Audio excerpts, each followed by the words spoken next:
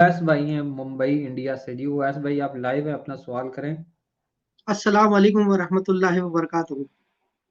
جی وعلیکم السلام ورحمۃ اللہ وبرکاتہ. جی اویس بھائی, اور کیسے آپ خیریت ہیں؟ جی جی الحمدللہ. الحمدللہ. علی بھائی میرے دو سوالات ہیں. پہلے تو سوال جو ہے وہ میرا رفع دین کے بارے میں ہے. اور میں الحمدللہ تبلیغ کر رہا ہوں اس معاملے میں، لیکن ایک جو حدیث ہے وہ تھوڑا مجھے کلیریفیکیشن چاہیے.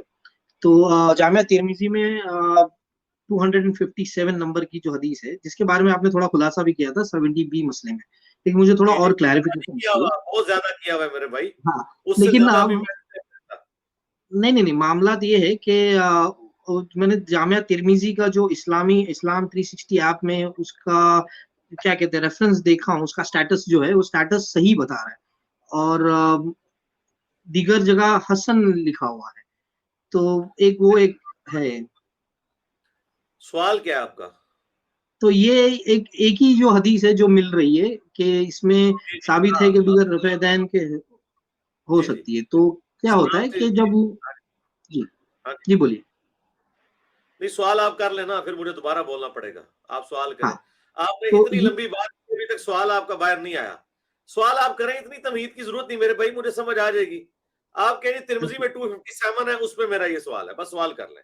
ہاں تو بس مجھے یہی ہے سمجھ آ کہ جائے ایک کاؤنٹر حدیث آتی ہے جب رفع دین کے بارے میں ہم تبلیغ کرتے گی. یہ کاؤنٹر نہیں ہے میرے بھائی، کاؤنٹر ہیں. جی کہاں سے ہوگی؟ میں نے آپ کا سوال سن لیا. آپ جی 70B مسئلہ میرا دوبارہ لگا کے سنیں. جی آپ یہ کہہ رہے ہیں میں نے سنا ہے، وہ شاید آپ نے کوئی 10 سال پہلے سنا ہوگا، آپ کو یاد بھی نہیں ہوگا. میں نے ایک ایک چیز اس میں ریکارڈ کرائی ہے. قیامت تک اگر میں دوبارہ بھی ریکارڈ کراؤں تو میں وہی کچھ بولوں گا جو کچھ اس میں نے بولا ہے. میں نے بڑی ورکنگ کر کے اس کو ریکارڈ کروایا تھا.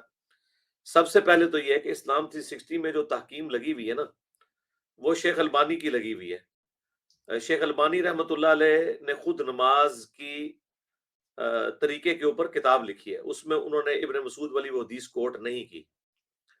وہ اسے اپنے اصول کے تحت صحیح سمجھتے تھے، لیکن انہوں نے نماز کا طریقہ جو لکھا ہے وہ رفع الیدین کے ساتھ ہی لکھا ہے، بخاری مسلم سے. امام ترمذی نے اس حدیث کو صحیح نہیں حسن کہا ہے، صحیح سے نچلا درجہ. لیکن وہ بیلنس اس طرح ہوگی بھی ہے کہ اس سے اوپر 256 نمبر حدیث کے نیچے نا، اس حدیث کے بارے میں امام ترمذی کے جو پردادا استاد ہے نا عبداللہ ابن مبارک، ان کا قول امام ترمذی نے نقل کیا ہے کہ ابن مسعود کی حدیث ثابت ہی نہیں. 257 نمبر. پھر امام داؤد اسی حدیث کو لے کے آئے ہیں سنن نبی داؤد کے اندر. انہوں نے بھی ساتھ لکھا ہے وَلَيْسَ بِصَحِيحٍ عَلَى هَذَا الْمَعْنَى، ان معنوں میں یہ حدیث صحیح نہیں ہے. ٹھیک ہے، تو یہ کاؤنٹر آرگومنٹ تو بنتا ہی نہیں ہے. حنفیوں کا مسئلہ یہ ہے کہ وہ یہ کہتے ہیں کہ رفع الیدین کرنا منسوخ ہو چکا ہے. اس حدیث میں تو کہیں نہیں لکھا کہ رفع الیدین منسوخ ہو گیا. 70B مسئلے میں نے بتایا کہ اگر اس کو کوئی روایت کو صحیح بھی مان لے تو زیادہ سے زیادہ نماز کا ایک اور طریقہ ثابت ہوتا ہے، اور وہ طریقہ بھی ان کو کفایت نہیں کرتا، کیونکہ اس میں وہ تو ایک لائن کی حدیث ہے، اس میں طریقہ کہاں سے آ گیا؟ کیا نماز میں صرف رفع الیدین ہی ہے؟ باقی کتنی ساری چیزیں ہیں. اور اس میں تو الفاظ ہیں کہ ابن مسعود نے پہلی دفعہ ہاتھ اٹھائے، دوبارہ نہیں اٹھائے. اس حدیث کے اوپر تو حنفی خود عمل نہیں کر رہے. عید کی نماز میں تو وہ بھی 6 دفعہ اٹھاتے ہیں، تو وہ کیوں نہیں ابن مسعود کی اس بات پہ جاتے ہوئے بات کی 6 تکبیرات کیوں نہیں وہ چھوڑ دیتے؟ اور وطر کے اندر جب وہ اٹھاتے ہیں وہ دوبارہ ہی اٹھا رہے ہوتے ہیں، وہ کیوں اٹھاتے ہیں؟ اگر اسی حدیث پہ انہوں نے چلنا تھا تو اس میں تو یہ ہے کہ پہلی دفعہ ہاتھ اٹھائے، دوبارہ نہیں اٹھائے پوری نماز میں، تو پھر نہ عید کی نماز میں اٹھنے چاہیے نہ وطر کی نماز میں اٹھنے چاہیے. یہ ساری باتیں میں کر چکا ہوں. مہربانی کریں 70B کو دوبارہ دیکھیں، روک کے دیکھیں.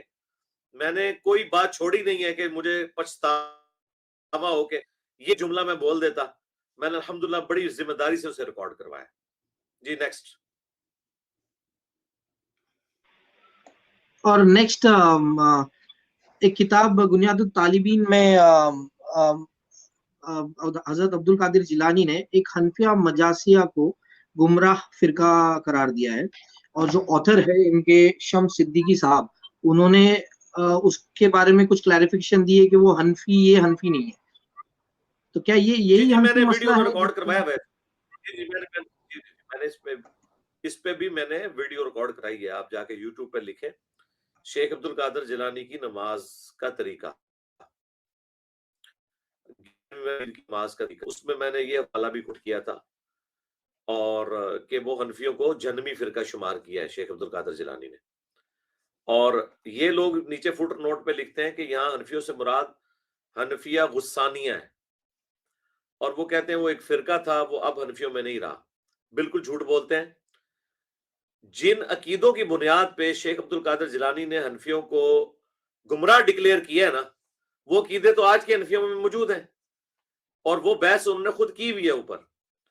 جہاں پہ انہوں نے اہل سنت والجماعت کا ذکر کیا ہے، انہوں نے کہا اہل سنت والجماعت کا یہ عقیدہ ہے کہ وہ اللہ تعالیٰ کو عرش پر مستوی مانتے ہیں، اور جیسا کہ اس کی شان کے لائق ہے، اور اللہ تعالیٰ کی جو صفات قرآن و حدیث میں ہیں ان کو تعویل کے بغیر مانتے ہیں، اور ایمان کے کم اور زیادہ ہونے کے قائل ہیں. جو قرآن میں بھی سورۃ الانفال میں، سورہ الاحزاب میں، اور سورتوں میں، سورہ توبہ میں بھی آیا کہ اہل ایمان کی نشانی ہے کہ جب قرآن کی آیات نازل ہوتی ہیں ان کا ایمان بڑھ جاتا ہے. حنفیوں کے نزدیک جو اعمال ہیں یہ ایمان کا حصہ نہیں ہے، جبکہ اہل سنت کے نزدیک، اصحاب الحدیث کے نزدیک اعمال ایمان کا حصہ ہیں. امام بخاری نے بھی حنفیوں کا رد کیا ہے صحیح بخاری میں، چیپٹر کی ہیڈنگ بنائی ہے کہ حیا جو ہے وہ ایمان سے ہے. پھر حدیث لے کے ہیں کہ 70 شاخیں ایمان کی، ان میں سے حیا ہے.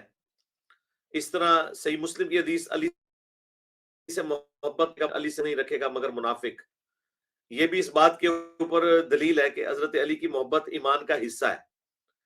تو نماز پڑھنا، تلاوت کرنا، نیک اعمال اختیار کرنا، یہ سب ایمانیات میں.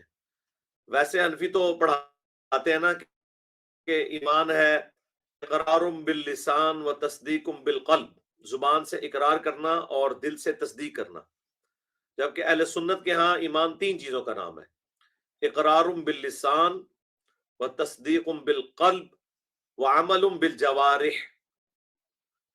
زبان سے اقرار کرنا، دل سے تصدیق کرنا، اور اپنے اعمال سے اسے پریکٹس کرنا، جس کے ثبوت میں مسلم شریف کی وہ حدیث بھی ہے کہ بندے کے کفر اور ایمان کے درمیان فرق نماز ہے.